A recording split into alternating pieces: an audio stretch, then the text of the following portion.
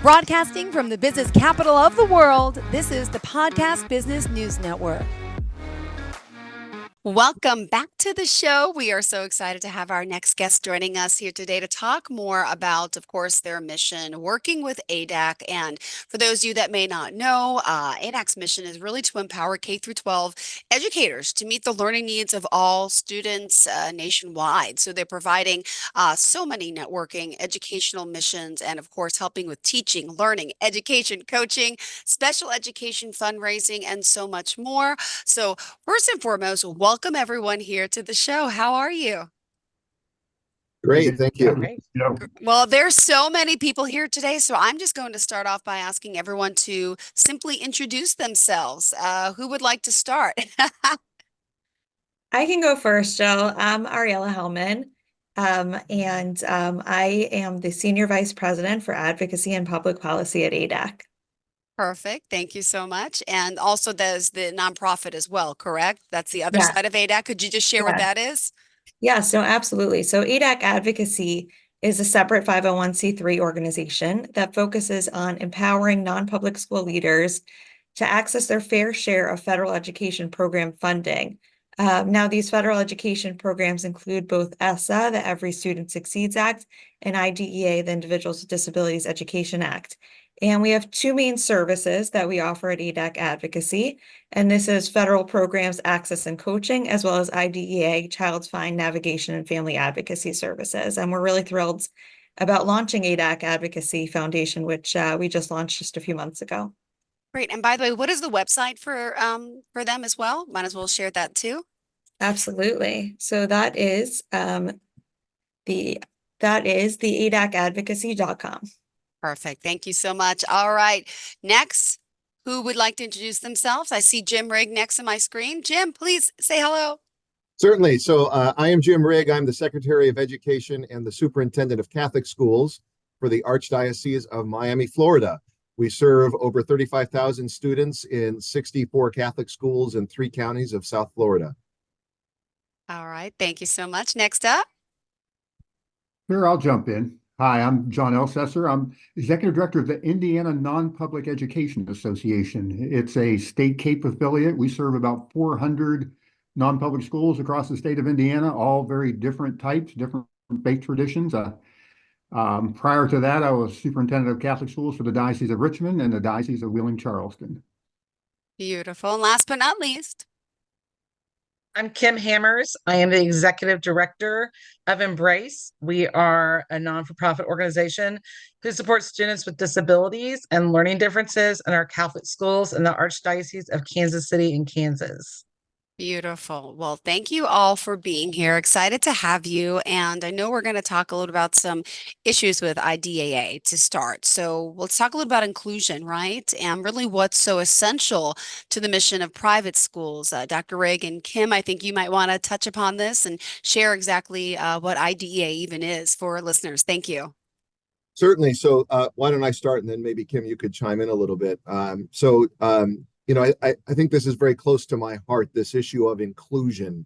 And I think in private education, and in particular Catholic and other faith-based school operators, we are called to try to serve all students who wish to come to us in education, including and especially those who have identified special needs. Pope Francis, the leader of our church, talks about serving people on the margins. And those students who have identified special needs and their families are certainly sometimes on the margins. So we in Catholic education believe that we are Catholic, truly Catholic, more Catholic, when we are capable of serving anyone who wishes to come to us, regardless of their background. One of my goals as a superintendent is always to tell a family, listen, there is a Catholic school reasonably nearby to you that can serve your child successfully, even if your child has kind of moderate to severe special needs. Now, in private education, often we're kind of in a work in progress. I think schools are in different places in terms of their ability to serve these types of students. But I think those of us that are in leadership need to constantly push our educators, constantly push our schools to be more open, more accessible, because it helps us to deliver on our educational mission. I know, Kim, you want to hop in a little bit on that? Yeah, I mean, I think you said it so well. In our Catholic schools, we teach our students that they are fearfully and wonderfully made and made in the image and likeness of Christ. And that means uh, that we're also individuals and God made us all different. And what is one child's gift may not be another's. And just because a child may look different, speak different, move differently, learn differently, does not mean that they don't have value. And I think our typical learners gain so much in an inclusive environment because they learn they're not just growing academically, but they're growing in compassion and understanding for others, and truly serving Christ in a different way. And so we want I'm now the executive director since 2022, but for 30 years I did work in our Catholic schools in the archdiocese, and 18 of those was as an administrator. And like Jim said, most the time we can serve a lot of kids, but there are those times that we have to tell family that maybe we don't have everything their child needs. And that's a hard conversation because we don't want families to not be able to send their child to their school that they want so badly their child to attend, or split up their family. Maybe we could only serve some of their kids, but not others. And so, we really want to work hard to be inclusive because we know that's what's best for all of our kids. Perfect. And do you want to get into a little bit, Ariella, about the specifics of IDA and how it applies to private school students? Absolutely. Yeah. So IDEA is the nation's federal special education law, and it provides for special education and related services to any students with a disability. And typically we refer to this as FAPE, a free and appropriate public education. Now, the challenge is that FAPE is provided only in a public school setting. So if a parent unilaterally chooses to place their child in a private school, such as a Jewish day school, a Catholic school, a Christian school, any, nonprofit school that's totally unaffiliated, they don't have a right to FAPE services. But that doesn't mean that they don't have a right to participate in IDEA. Instead, they do have a right to be equitably included in the district's special education program. And what this means is that those students have a right to be identified through the district's eligibility process, commonly known as the child find process, and that a certain amount, an equitable share of the federal grant funds that come from the federal government to the states and then to the school districts is used to provide services to students in private schools that have disabilities. Now, sometimes this doesn't work exactly as we would like it to work. And what happens is that the process breaks down in a number of different ways. And some of it is as simple as just, it's not an apples to apples comparison. So what we're doing is we're taking a private school child and we're putting them, let's think about that as sort of like a round peg. And we're trying to fit them into the district's eligibility process, which is like a square hole. And that round peg doesn't quite fit into that square hole. And it's really, really hard for the district to determine whether or not this child, in fact, has a disability and requires special education services. And then that conversation becomes even more challenging when the public school district needs to collaborate with a private school on services for the group of eligible students. So they're not necessarily providing services for every kid who's eligible, but they're making some really tough decisions based on the finances available in order to provide services that are going to be the most impactful to this group of students. And that's a really hard conversation for district administrators who typically think about the needs of an individual student and not as a group. And that collaboration, those relationships have to be built over time. That's sometimes a challenge. And last, just these federal funds. It is that there is a formula for calculating these funds, but sometimes we see that there are errors in the calculation process, or that perhaps there is spending of funds in a way that, not intentionally, but that may not be completely in line with the guidance, but is something that has become past practice and has become deeply entrenched over many, many years. And so those are all the ways that we see the process breaking down for private school children.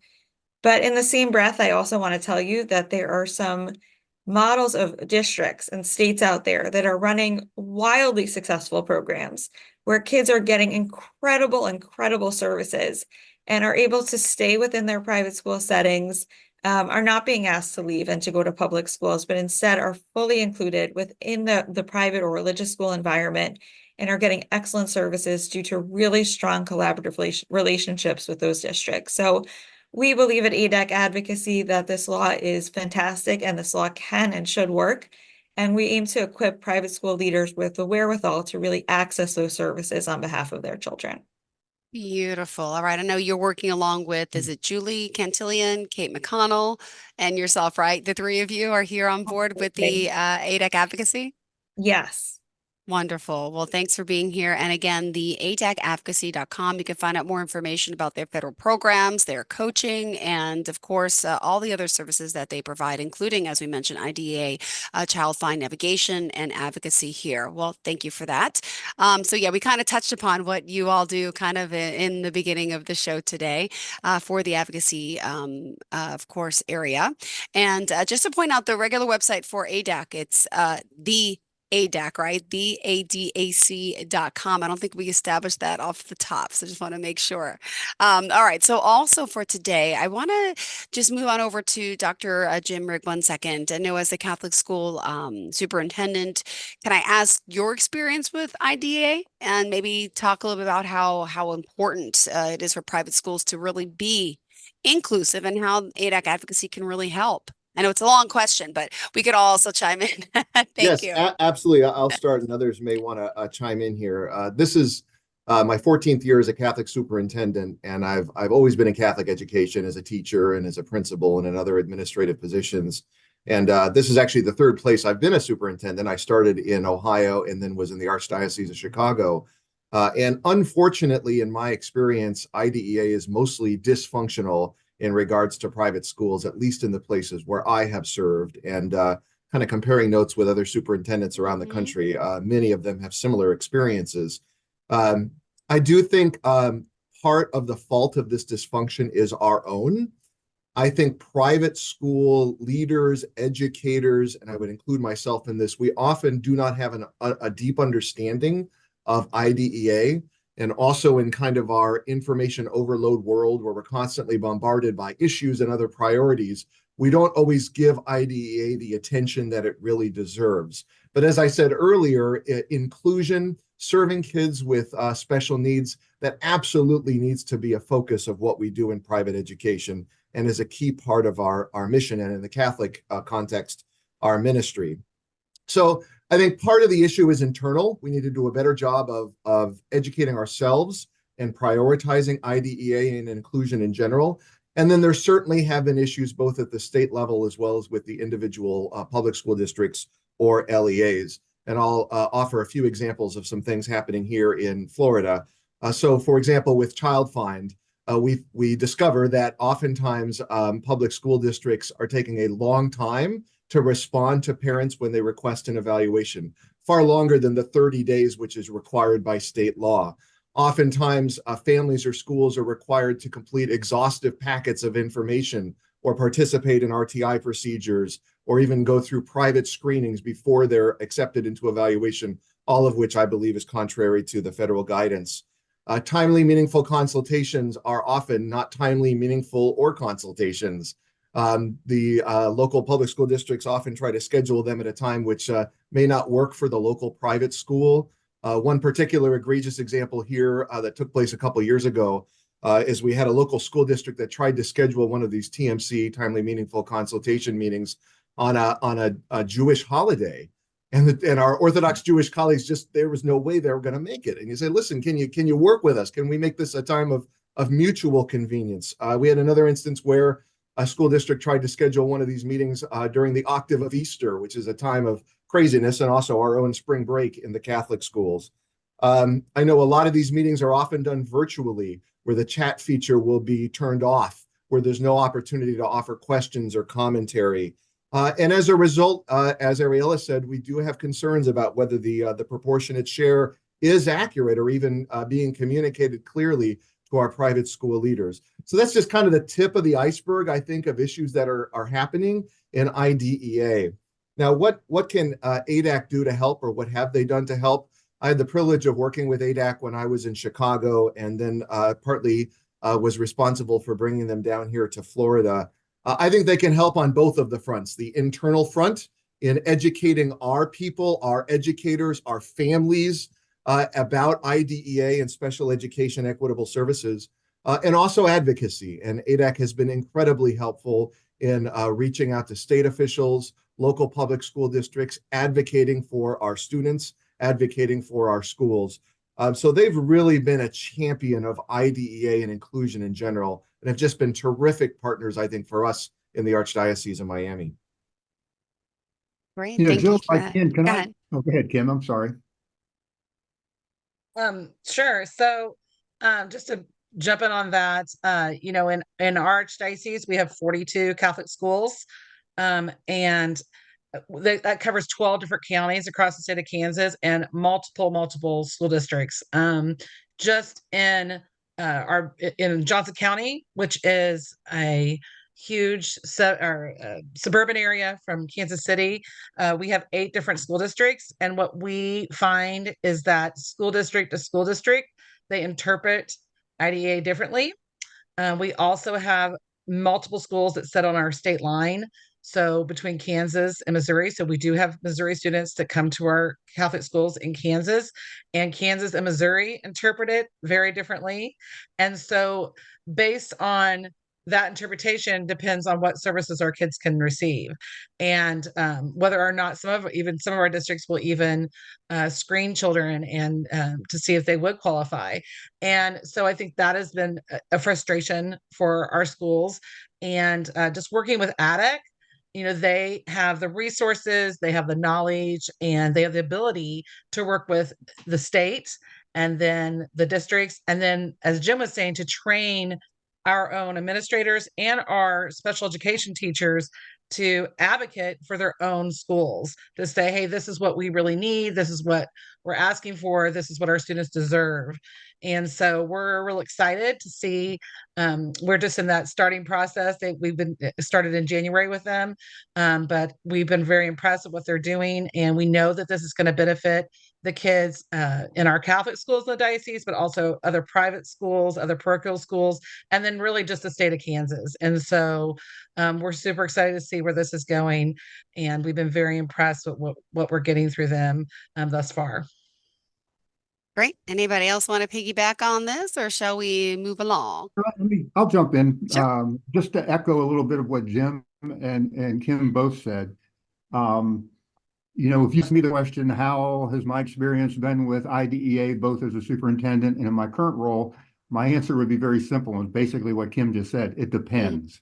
Okay. It depends on the LEA and the leadership in that particular school corporation, and do they have a philosophy where they believe that all kids are their responsibility.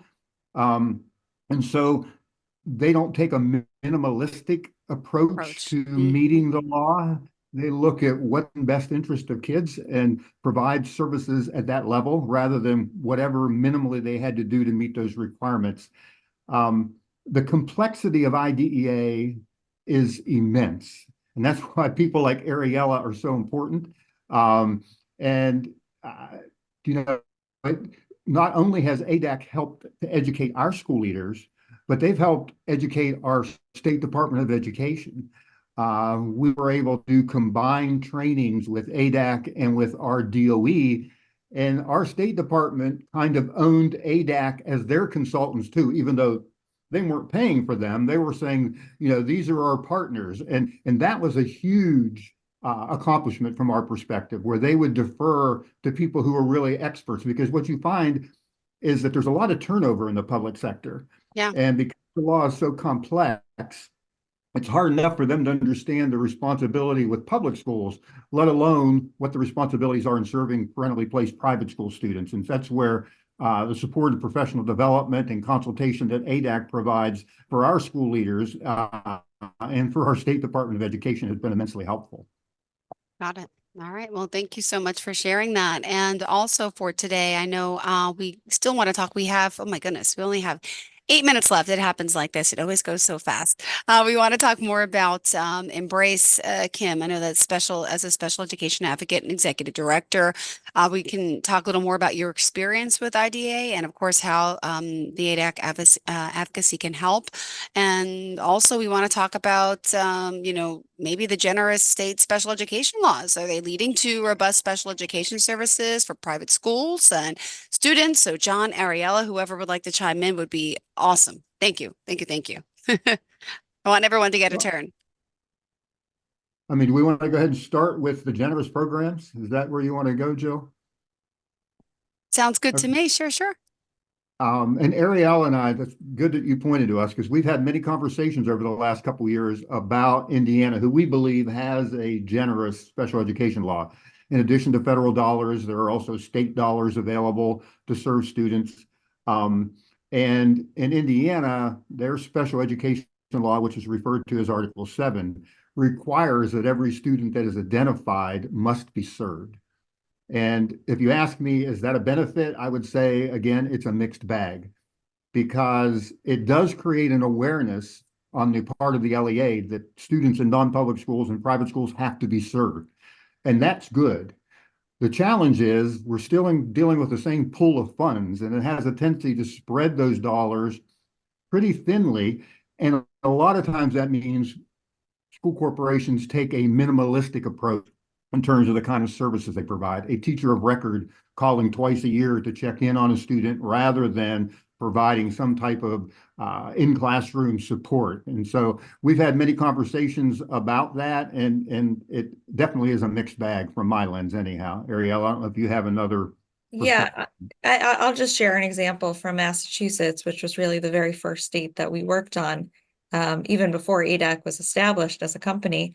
And what we found in Massachusetts was that students have the same right to special education services in private school as their public school peers. And you read the law and you say, oh, this is wonderful, right? Our kids should get the best services ever. And then what we found in practice was that it led to so much confusion between the state law obligations and the federal law obligations that actually in Massachusetts, our kids were only offered a right, they were offered an opportunity to come to the public school to get service. And barely any families could actually take advantage of that because of logistical challenges, etc. And it actually meant that in Massachusetts, we had less services because we had this generous state law. So it really is a mixed bag in some states where there's a lot of thoughtfulness about both the state law obligations and the federal law obligations. We can make it work. And that's really where we come in, as John said, and really collaborate with the State Department of Education and the LEAs to try to make sense of this, to sift through all the information and make it work for kids. But often it doesn't necessarily lead to more, which is really unfortunate when you think about the children that really need to benefit from this support. All right. I know there's a lot of us here. Just want to make sure everyone is chiming in. And did anyone else want to add to the conversation? I know we have John, Kim, Jim, Ariella. There's so many of us today. I feel like we're kind of like in the family square here. All right.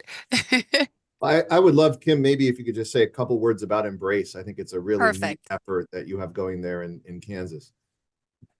Yeah, so Embrace started around 2015 officially, and just a group of passionate parents that has students with disabilities and wanted them to be in the Catholic schools. They didn't want to have to separate them from their other siblings, and they knew that at the time most of our Catholic schools didn't have everything their child needed. And so really in 2018, it really kind of got started.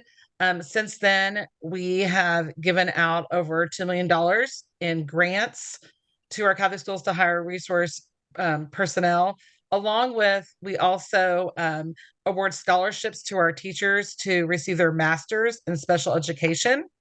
We feel like that really giving our teachers the knowledge to be able to equip them to have what they need to be able to educate all students is truly important.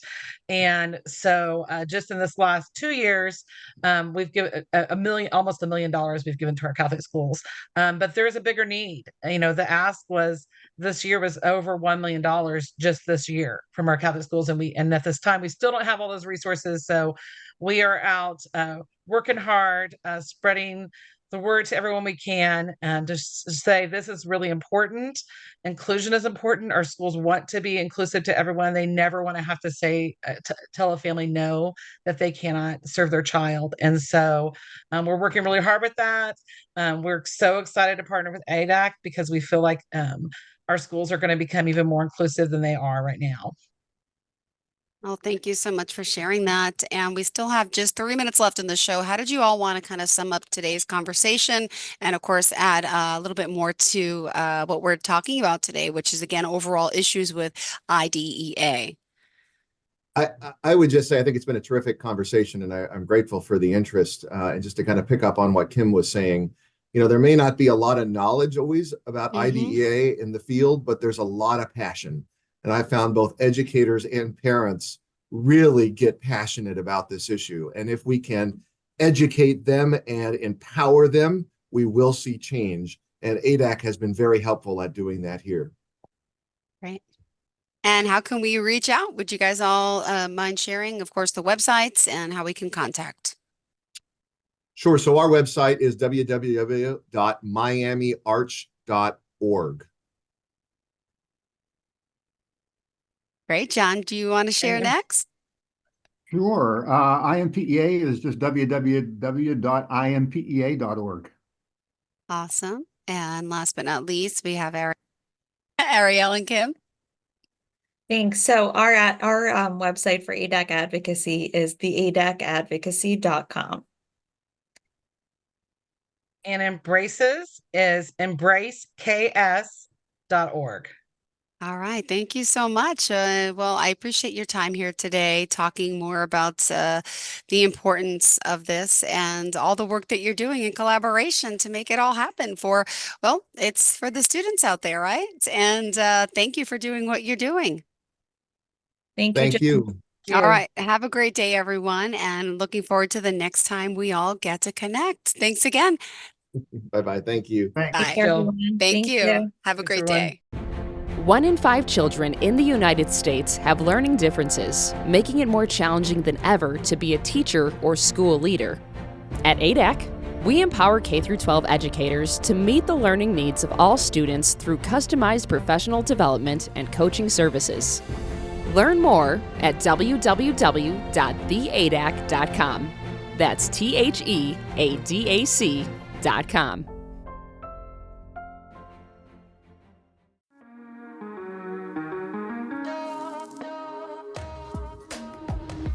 Broadcasting from the business capital of the world, this is the Podcast Business News Network.